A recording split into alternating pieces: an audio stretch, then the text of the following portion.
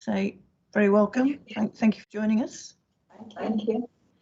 Nice to see you, Laura, from Telford College. Andy, I know we've had some late apologies. Can you just run through apologies for me, please? Yeah. Rachel Cook, Michael Scott, Penny Hustwick and Shirley Reynolds. Okay, great. Okay, I can see we haven't got all forum members on the call at the moment, but if we go through the minutes of the last meeting, and then hopefully people will join us. Right, minutes of the last meeting. Can we just go through for accuracy, please? Page 1, page 2, which was on DSG. Then we had early years discussion, and that's on the agenda. And then dates next meeting. So it's a fairly brief meeting because we didn't have a huge lot to cover. Has anybody got any matters arising that's not going to be covered by the agenda? Morning, Heather. I can lip read.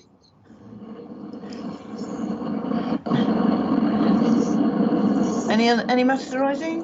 Just one for me. I think in let me just find it. In the section about section 3 school funding, we mentioned the in 3.4 pay rises for staff. This is support staff. And at the time, local government's pay is determined separately from sort of central government, but we'd sort of taken the central government stance there of a sort of flat pay rise for staff earning under £24,000. And you'll have seen recently there's been a pay offer to local government's support staff, which obviously affects directly maintained schools 1.5%.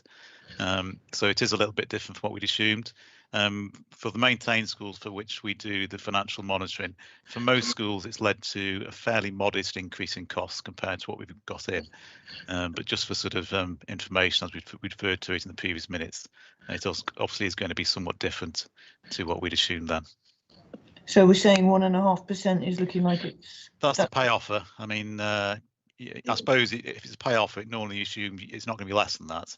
I think I'd be quite surprised if it ended up being anything different, to be honest. But it's a bit more than we had been assuming. Okay, that's worth knowing. Thank you, Tim. Morning, Simon. Yeah, away. Morning, everyone. Sorry. Yeah. Okay. All right. Anything else on matters arising? Tim, you got anything else? Andy? No, that's it for me. Okay, great. Thank you. Thank you, everybody. Okay, so if we turn to the agenda. So I'm going to have a look at the outturn 2021 for DSG. So Tim, over to you, please. Okay, I know Andy sent an email about this, but just a reminder again that we don't share documents on these meetings because I think there's no regulations. People need to be seen as well as heard. So I'll go through the papers. I appreciate, hopefully you've got it in front of you, but if not, I'll try to go through it in a way that does make sense to people who are just listening to me. So this time of the year or thereabouts, we always tell the forum how we've ended up with DSG. And this is DSG as a whole because it's split into the 4 blocks. So to give a bit of context, I've given the positions at the end of the last 4 years before 2021. So we ended 2016-17 with a £271,000 surplus. And then the one you might remember, if you've been on the forum a while, is 2017-18, because that's when we went into a deficit. And in the context of seeing some other local authorities' deficits, I now see, this is a very modest figure. But I remember at the time being like utterly appalled by it because, never in my experience had we had a DSG deficit. And we were quite concerned about it. We did manage to pull it round the following year, so we ended with a £20,000 surplus. 2019-20 increased that a little bit to £120,000, and now it gets us up to the sort of present day. It's gone up again at the end of 2021 to £576,000. So we sort of almost neatly reversed the deficit in 2017-18 to a similar surplus.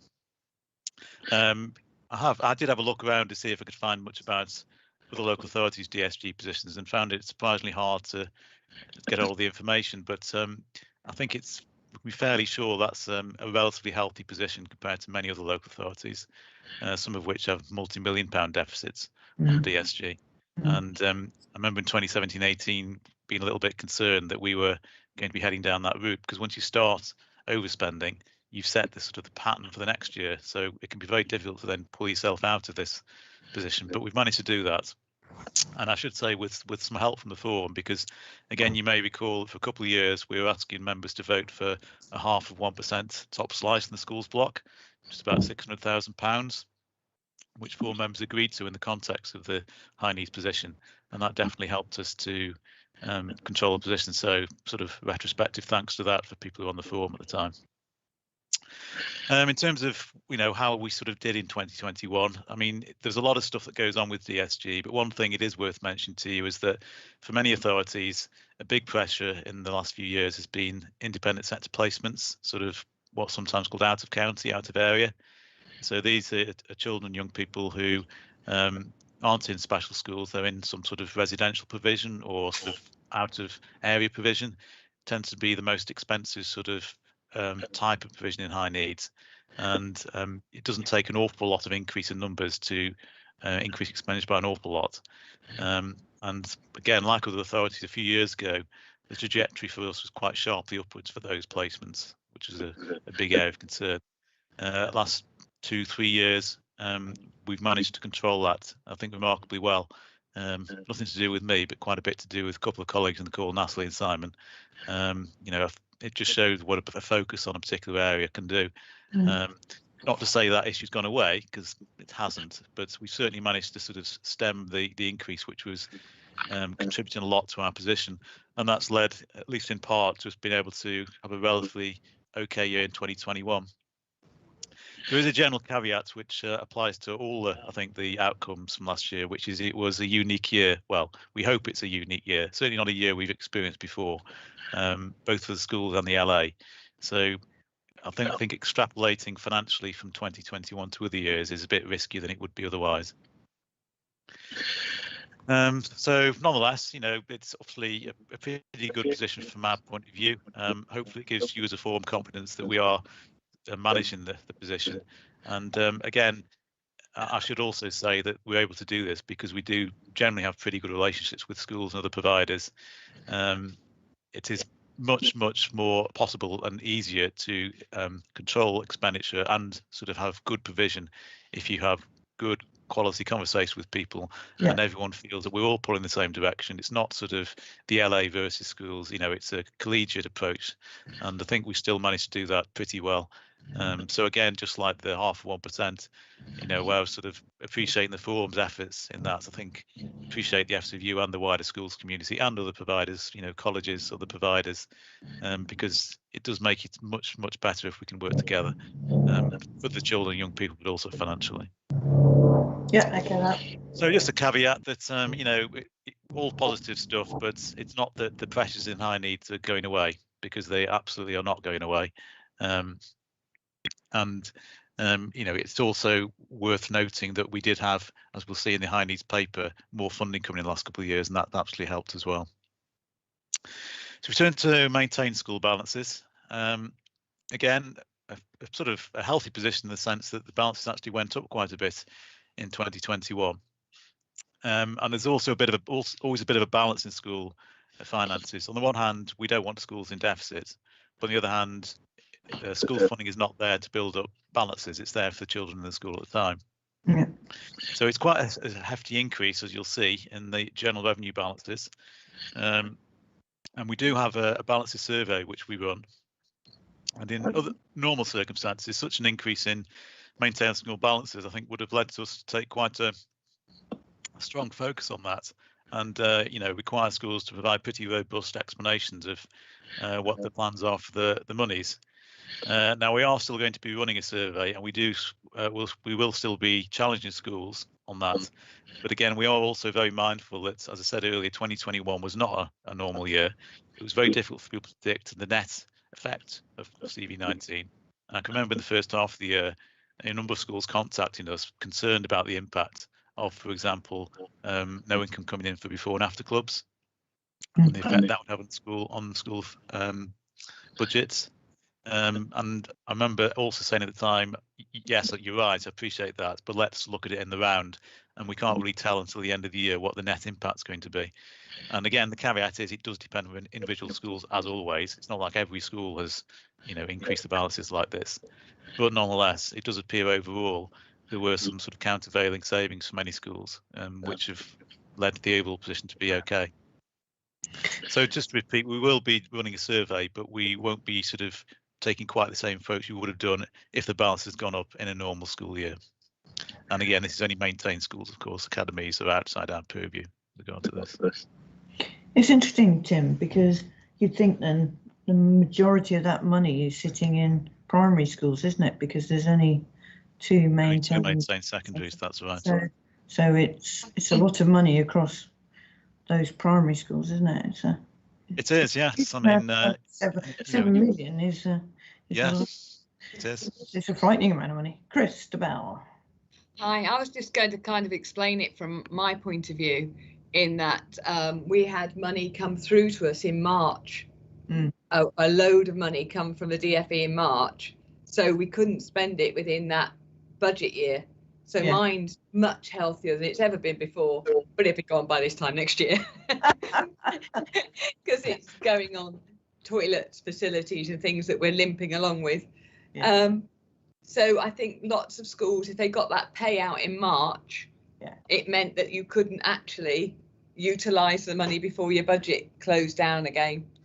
And I think that's what Tim's point is, isn't it? We all thought COVID was going to create huge financial pressures, but actually people have been able to box and cox perhaps with staffing models and things that they weren't expecting to be able to do. Mark. And I saved money. Mark. Yeah, I think it was just to really follow on from what Christabel is saying. I mean, we were a school who was quite significantly affected by the before and after school care element. And so we really sort of clamped down on everything within our budget during the year. So I think it was ours looked slightly artificially high, if you like, what we've got, because it was a real conscious effort to save money and delay things into future years to try and almost protect ourselves from that loss of income going forward, really. Yeah, and I think you're right. I mean, I think everybody tried to spend as least amount of money as possible in this year because we just didn't know the future, did we? And we didn't know how long all of this was going to take and the impact on staffing and all of those things. So as Tim says, I think it's a healthy position. DSG is looking the best it's looked for a while. We accept the pressure on high needs. We understand that. Natalie, have you got any comment to make on any issues there? Just putting you on the spot. No, you're not putting me on the spot, Jill. No, I'm just really sort of repeating what Tim's already said, that actually there are still the pressures out there. We can't ignore that. But obviously thankful for Tim to raise the work that obviously Simon and the rest of the Scnd teams and schools have done in order to make sure that we can keep those out of county places at a minimum, really. But the funding coming in for high needs has been upped, hasn't it? But we have no knowledge about what the government will do with high needs funding in the next couple of years. So there's a paper coming in a minute about that, but I can't remember if I mentioned the paper, but there's been a review of high needs funding which has been going on I think for a couple of years now, and was due to report I think last year, and then was due to report I think in spring this year, and as yet nothing's come out. Whether something will come out that's significant, I don't know, but it does mean that it's difficult to tell at the moment whether the recent trajectory of increase in high needs funding is, a sort of start of a trend or something that's then going to sort of settle down to a similar level. We'll have to see. But I think on the back of COVID, high needs is going to get more pressure just because we're seeing those issues in our schools with young people. Simon, did you want to come in? Yeah, just on that national SEND review, my understanding is that there's going to be a publication late June. So that has been a review not just of the high need funding, because clearly the pressures that have been experienced nationally has come as a result of the 2014 change of education, health and care plans, and if you like, the significant increase in our 16 to 25 cohort and increases in special school places and requests. And I know that the SEND review really is going to do all the things that we talk about about, which is much earlier intervention, lots more robust support at Scnd support, and I think there's going to be a lot more rigor around the Scnd support cohort, so that we can, if you like, prevent that need or that perceived need to go into more expensive statutory processes and more expensive provision. And it all fits in line with our kind of approach around making sure we've got a flexible continuum of provision with hubs, developing alternative offers. You know, more will come out, and that will definitely help us in terms of our strategy going forward. Thanks, Simon. Yeah, no, I echo that. Okay, well, that segues us beautifully into the high needs paper. So, Tim? Okay. That's in front of me. Okay. So just to start off again with the, I mean, we in the DSG outturn we just talked about, we've given you sort of the, if you like, the result of the funding. And this paper starts up by quoting the funding for the higher needs block. So again, we're starting off from 2017-18, just over 20 million, went up about 1 million in 2018-19, by about 700,000 2019-20 to take it to just under 22 million. And then there was quite a significant increase in 2021 of about £3 million 25, and again in 21-22 to about 28. So the first thing that's apparent there is some modest increases in the first sort of 3 of those years, followed by quite significant increases in the latter 2 years. From an LA point of view, it's not quite such a dramatic increase for 2 reasons.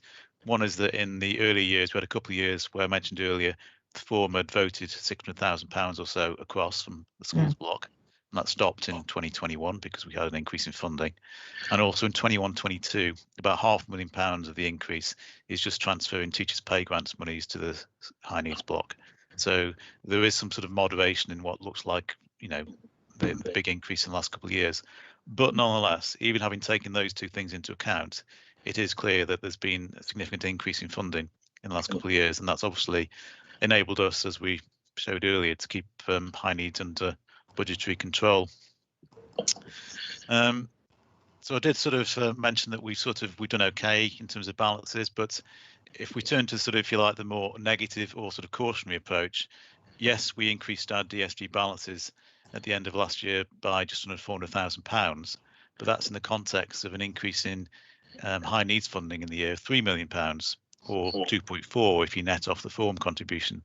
So we were, and still are, quite sharply increasing high needs expenditure year on year. It's just that we're not increasing it at a faster rate than the funding goes up.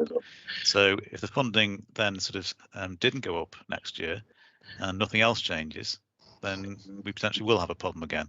So we've done okay to live within our means for the moment, but until we've got a sort of a clearer steer on the government's approach, which Simon's just mentioned, we'll hopefully get in a month or two's time, we'd still want to be cautious about where this is going to be heading. So in that sort of context, we're trying to sort of perform a balance in that.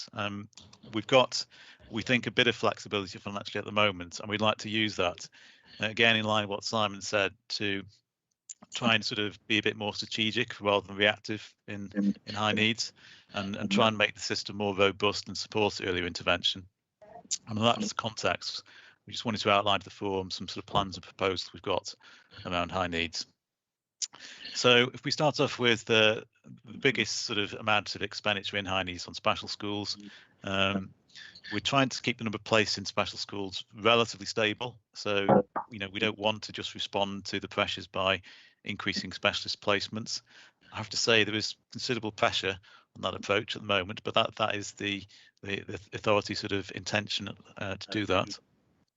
We did increase special school funding this year, so the top up's gone up by 2%, and we also sort of passported the former teachers' pay grants money into special school budgets in a similar way that mainstream schools, that money went into your sort of budgets as well.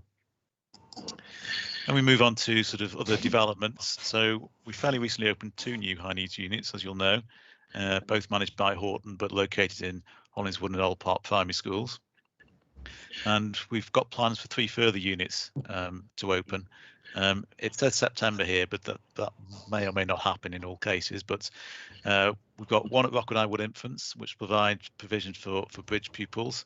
It's not net extra provision in terms of space, because the bridge was borrowing some accommodation from HLC. So as that returns to HLC, we've sort of substituted some provision in Rockwood Wood Infants. John Randall Primary, which you may know is adjacent to Horton Special School. We're proposing to create a unit there, and a secondary unit as well. So far, the units I've mentioned have all been in the primary sector. We want to extend this principle to the secondary sector as well, and create similarly a unit located in a secondary school, supported by a special school, which will provide similar sort of in-between provision to mainstream and specialist settings. When I've gone through this, by the way, or if at any point, Natalie or Simon, you want to come in, otherwise I will just drone on. But if you do want to come in at any point, you're doing a great job, Tim. Please great do. job. I'll plough on then. Social, emotional, mental health, SEMH. So again, you may be aware that we'd commissioned a review of alternative provision and SEMH provision. We're going to develop a sort of a full response to the report. But one of the issues was raised was around transition arrangements between the primary and secondary sectors. So there is a tendency that there's cases of children who have been in mainstream settings in the primary school, transferred to the secondary sector. It becomes more difficult, and then transfer into specialist settings. And we think that if there's, and the review suggested, if more was done around transition, then we could maybe sort of support mainstream provision better. So in order to do that, we're proposing to provide additional autumn term support to transition by providing funding for additional staffing resource to support children who would be vulnerable to not coping in a secondary setting. And therefore hope to sort of, again, increase the robustness of the mainstream provision. We're also looking to involve clusters or MATs, sort of groups of schools more in SEMH. Some of that might involve devolving funding. We'll sort of develop that in consultation with schools. But again, to try and sort of build on what we've mentioned earlier, which is sort of collegiate approach to high needs, and try and involve people like yourselves in the actual management of the resource and the provision a bit more than has been the case previously. Can I just stop you there, Tim, and see if anybody wants to raise an issue or make a comment on that section of Tim's paper? God, you're getting away with it today, Tim. Yeah, no, you're always pausing. Oh no, what's people going to say? Very good. I'll ask a question then, just to say, you know, this transition, are you going to be, I suppose it's a bit of a Natalie Simon question, is it you're going to be identifying those children year 6 into 7 who you think will struggle at that transition point? Yeah, this has come out of kind of the review from Peter Gray, where transition definitely is an issue, and how we're going to do it is we've identified, or I know Andy's got out a request at the moment that cluster leads come together with secondary representation as well, in order to model up what cluster work might look like in terms of managing this need coming through and how we can better support transition. Models that we've talked around transition could be, you know, is it that we're thinking about a transition worker for every secondary school? That is a potential model. Or is it that we're going to identify cohorts of children that would really benefit, and we put in some kind of funding for, you know, half a term or a term in order to support that activity?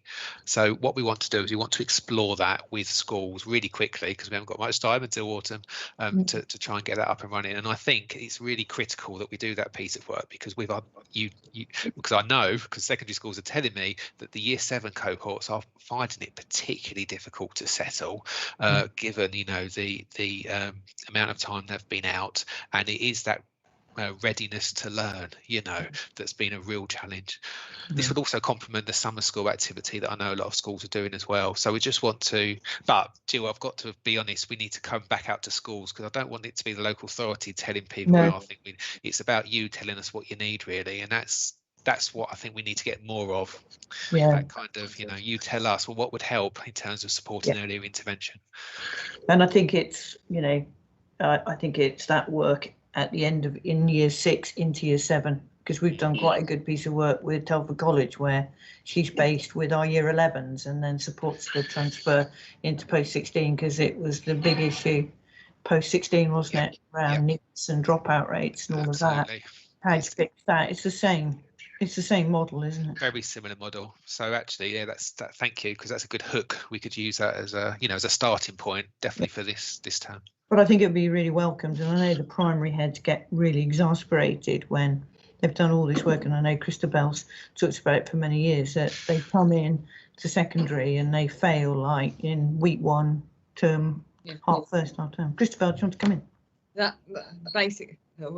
That's what I was going to say. At one point we were losing 10% of our children in secondary before the first half term. Yeah. And that's massive. And if that's here, it's got to be replicated, I would think, across. Yeah. So I think it's a really important piece of work.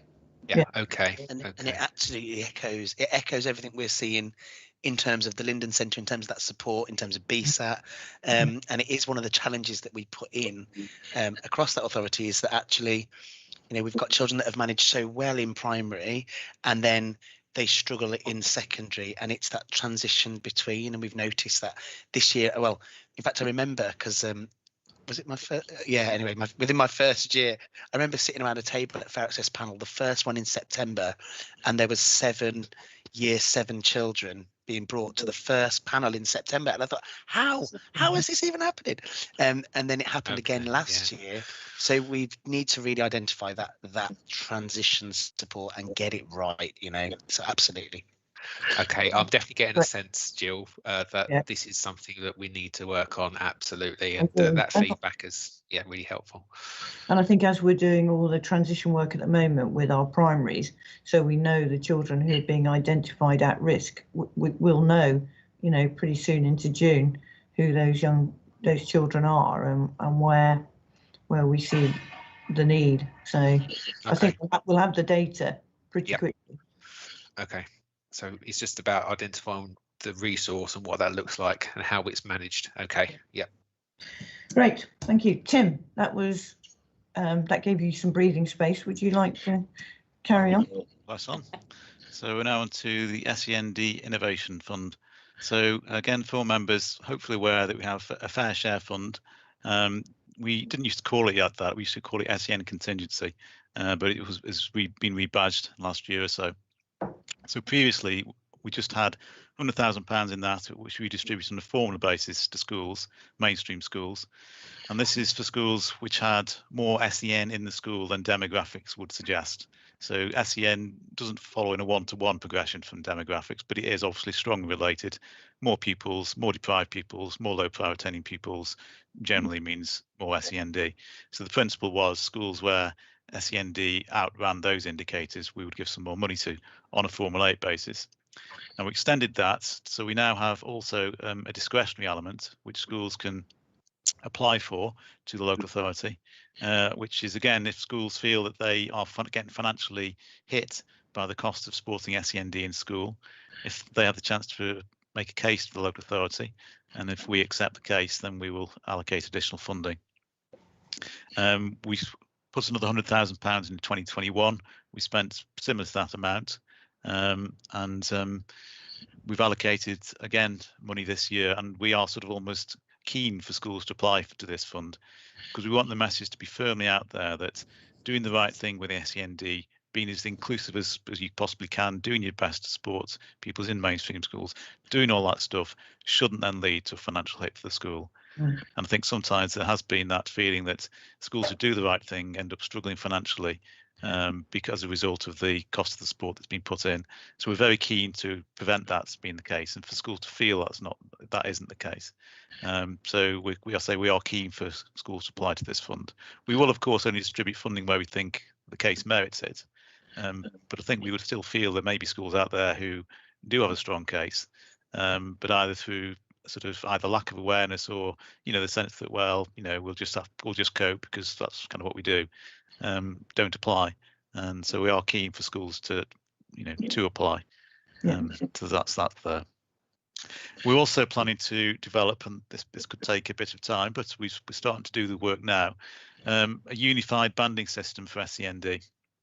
So those of you in the special school sector will know a couple of years ago, we developed a banding system for special schools, which applies across the special school sector.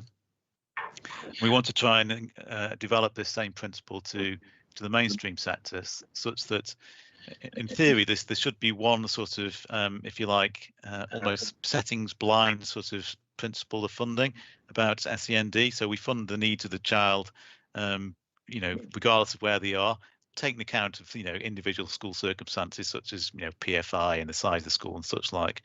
But so you can see there's a read across that the needs of the child are met financially in the same way wherever they may be. And at the moment, as you know, you're probably aware, we have a system for special schools, which is based on place, then top up. And then we have a mainstream system, which is based on a sum of money in the general formula for schools, some of which is for SEND. And then we have EHCP funding. But there's no obvious link between the EHCP funding and, for example, the banding system in special schools. So we want to develop a system where there is a read across between the whole thing. Not necessarily the easiest thing to do, I have to say, but I think it is, with all the sort of caveats you have to put in to take out individual school circumstances. I think for special schools, the ability to see the same principle for banding across the schools is useful and enables people to sort of take a better view of how it's working across the sector. And I think it would be the same for mainstream schools too. And we also think it would support, again, which we keep banging on about, the idea of early intervention, a sort of an inclusive approach from providers, so we all feel it's our job to support high needs, and everyone has been fairly supported. So we're starting to work on developing that as well. And then the final point in here, which is my deliberate mistake for the meeting, because it does say in 2021 we're also proposing to develop, well, that should be in 2021-22, but we're proposing to develop the local authority support services to provide improved capacity and skill levels around exclusions. So again, we want to try and make sure exclusions are the last of last resorts, and that we will do everything we can to support schools to stop that happening. Thanks, Jim. Very clear. Any comments, questions to Jim on that final section? I just think, yeah, Simon. I was just going to say, in terms of the mainstream banding funding system, this is something we absolutely want to do. It will mean, and let me just be clear, more money into mainstream schools to support children with SEND. The banding system will also be used for the inclusive school funding as well. So there's that read across, and we will be subject to consultation. So we'll go out to all schools in terms of the proposal. So we'll go out to parents as well, and the principle will be that if there are changes to banded funding for children, no child will lose. So they will at least remain at either the same amount or go up into the next band. But it will be more money for mainstream schools. And are you looking at, is the banding model going to apply in primary and be differentiated in secondary? Because it can be quite different, can't it? Some of the primary HCP for Nick. I don't know, it's something to think about. At the moment, it is something to think about. I haven't thought about that one, but because actually we have thought about it in terms of, because we want the same principle in early years schools, and effectively what we're doing is we're giving funding based on complexity of need. Rather than actually which setting you go to. Although, as Tim said, there are some individual allowances depending on the setting. So we'll have to think about that, Jill. Yeah. If we look at the special schools, the banding system per se doesn't distinguish between primary and secondary. It's just based on the band. No, it doesn't. But having said that, there are then sort of other factors in the funding formula, such as around the size of school, number of pupils who are sort of at exam stages, because obviously there's cost of taking exams in the secondary sector, and then we fund that separately. I mean, I wouldn't want to sort of prejudge what we do, but if we could, we would like to sort of be able to sort of, as Simon said, see that the funding system responds to complexity of need in a sort of almost setting blind way at the start of the banding system, and then anything that's individual to the setting or the age of the pupil is then sort of comes at the end. Now, in practice, that may or may not be possible, but that would be the sort of principle we've tried to adopt in special schools. Yeah, I was just thinking, you know, we've got a young man in primary who copes really well with his mobility issues, but coming into secondary, he, you know, just getting around a much bigger building. Yeah, you know, just the amount of supervision you'll need is just, so it's just things like that to consider in the model. But I think overall, and I hope the rest of the heads think that, I mean, I think all of this will be very welcome. You know, A, it's transparent, and B, the right funding is in the right place, and actually, hopefully parents will see if they've got that level of funding, they don't need to go into a special school because the funding mirrors whether you. That's it. It's that whole inclusion agenda around they're better in mainstream if they can be in mainstream, which we all sign up to, don't we? I think, Jill, it's coming back to, you know, that conversation around managing the budget, because we've worked collectively on making sure that we're not using our out of counties. You know, our special schools have developed and we're developing our hubs, which means that actually the finance works. We're now able to use the additional funding that we've got to do all this work that we wanted to do for years. So it fits, it works. The only risk I think we've got around the Scnd Innovation Fund, the Fair Share Fund, is creating centres of excellence in mainstream schools, and that's not what we're about either. You know, we want, don't we, all schools to be good schools of Scnd, but at the same time, you know, where we have at the moment got a system where we've got more or probably unfair share, then we need to make sure that we recognise that in terms of funding and support. Yeah, great. Well, you know my views on that, so I won't bang on about it. Okay, anything more on the high needs paper? Any questions from forum members? I should say really sorry to Natalie as well, because I can't help myself with the high needs. And next year I'll try. I'm used to it now, Sam. It's absolutely fine. Next time I'll be absolutely on it.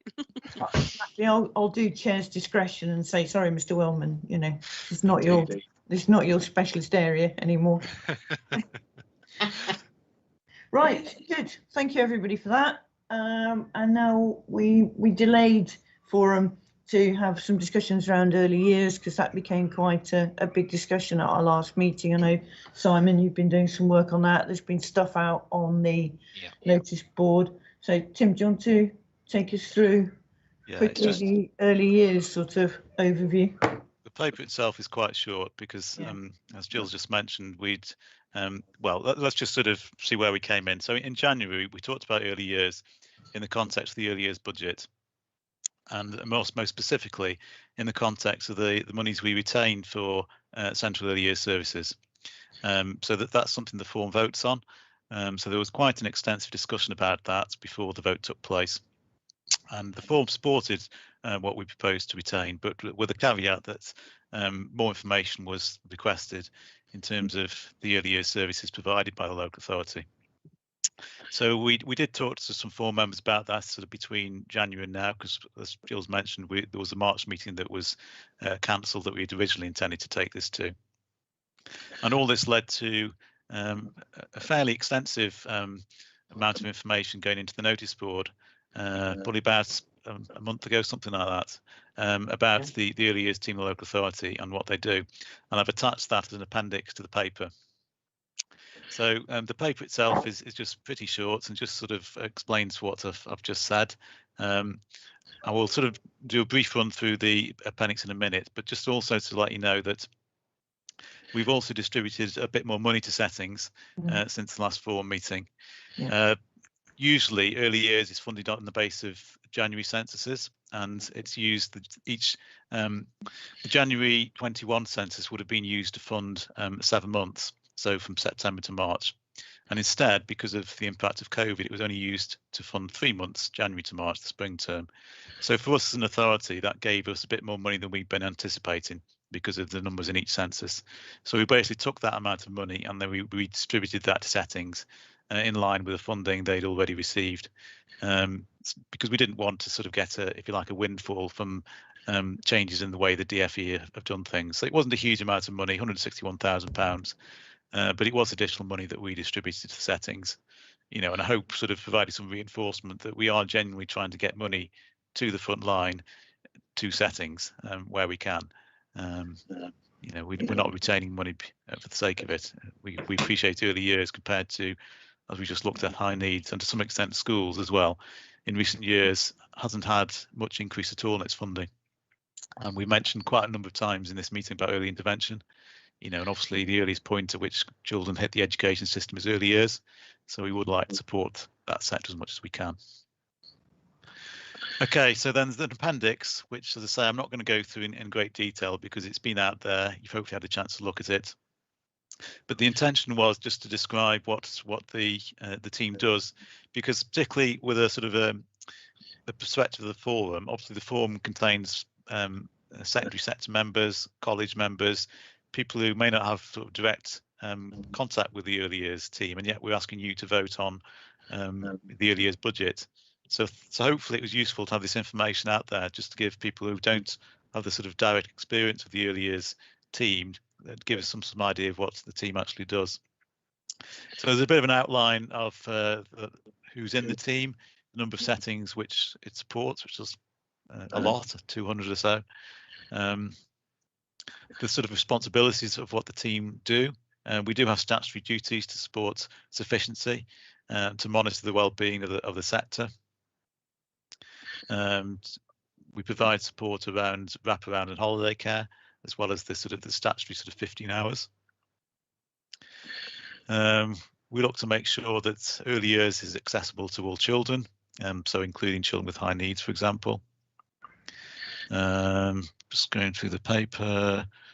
We try and keep an eye out for the standards in settings to make sure that all of a good standards, and we support settings that Ofsted suggests are struggling to achieve that.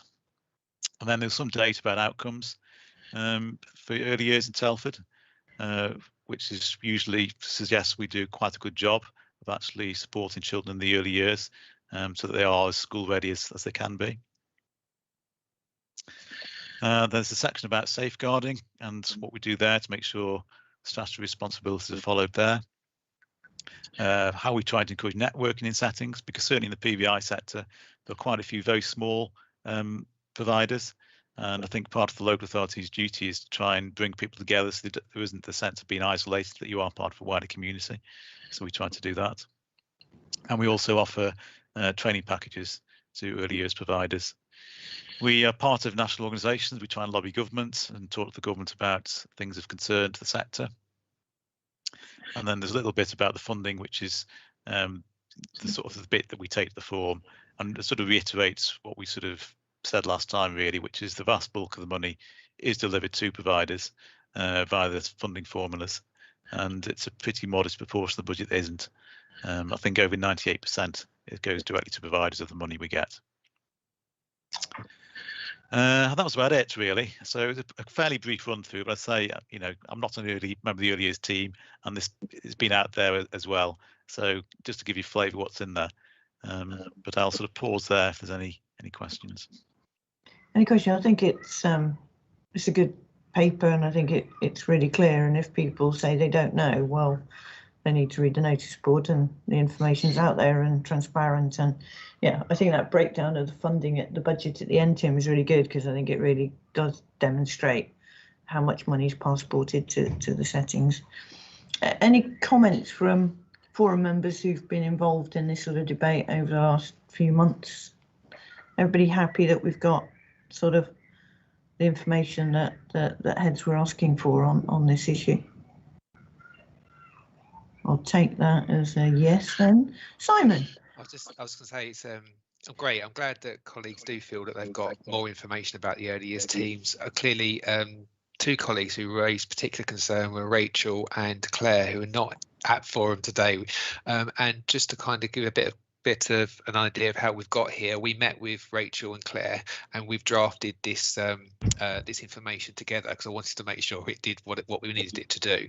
The other thing that's not on the paper we've also agreed is to set up an early years steering group, so that we're able again to think strategically about how we're working across PVI settings and schools. And I still think there are questions, if I'm honest, I still think there are questions being asked from schools around early years and the early years team, and that's absolutely fine. But what I'm hoping is that this steering group will support, as I say, more understanding and better ownership of the of the kind of quality that we need to get to in terms of all early years providers across the board. So it's a good start, but what I hope is that Forum have got confidence that we're moving forward. Yeah, I think it's the best information we've had for a long time on this issue, and I think it's really important that heads understand what's there, because I think the big issue was we didn't know it was there, so how do we tap into it? So I think it needs to keep going back to primary heads, doesn't it? Yeah, so that they really understand what they can access. Any other comments on that, on early years? Everybody happy with that? Yep. Great. Oh, we're doing well. What's the time? 10:16. Oh, this could be a record. Right, so I think we moved to the exciting part of the agenda, which is any other business. Tim and I and Andy had a conversation last week about future meetings and venues, and about, because this is the last meeting of this academic year, that for next academic year, wondered how people felt about a mix of Teams and face-to-face. So perhaps, in the winter months, we might do on Teams, but also if we felt it was a big issue that we needed face-to-face to, something more controversial or needed greater discussion, we'd make it a face-to-face. So really happy to take people's views on what they want to do. My sort of proposal is we meet face-to-face for the first meeting of the year, so we see where we are in terms of landscape and COVID and life being normal, and then maybe make a plan for the year. But happy to take people's views on this. Mark? The only point I would sort of make about the September meeting, it probably won't affect me because I'm a maintained schools rep and we academise on the 1st of September. But at the start of the year, I imagine that we'll all be trying to meet together with teams of staff, and maybe there was likely to be more mixing than there might be at other points. And I just wondered whether it was worth considering not having the September one in person and putting it on Teams, and then having the November one in person, just to put that option out there. I am ambivalent. I'm happy to go with the majority. Anybody else got a view on this? I'm also happy to go with majority on that. Okay. Yeah, I don't mind either way. Thank you, Christopher. Tim, do you have to elect the chair at the first meeting?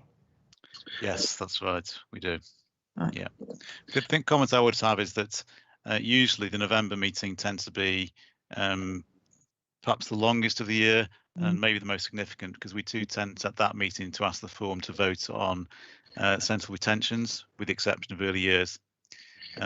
So again, I don't really mind which way we go, but in terms of doing a September Teams meeting and then the November one live, if we take the approach that the sort of the more significant longer meetings are maybe the ones you might look to do in person, then maybe in the year the November one is that meeting. Okay, well, let's go with Teams for the first meeting in September, because I know we'll all be rushing around like demented people, because life should be back normal and we'll have lots to do. So if we do that one, and then like say November, if we put that down as a face-to-face, and then we'll review in November what we do for the next couple of meetings. Does that sound a reasonable position for everybody? Excellent, great. Has anybody got any other business? Tim, have you got any other business? No. Okay. Simon, have you got anything? No, nothing else really. Okay. Any other members got anything they're desperate to raise? No. Oh, you're all so well behaved. Yeah, great. Under the hour again, Jill. Keep the track record going. Right. Well done, everybody. Thank you for your attendance this morning, your contributions to forum, and I can't believe this, and I'll see you all in September at our first meeting. But thanks for being part of this, and I think we've actually managed to keep forum going through quite a complex year, as we all know. So really appreciate that you've joined us on these calls. Okay. Simon, would I be able to catch you for 2 minutes at the end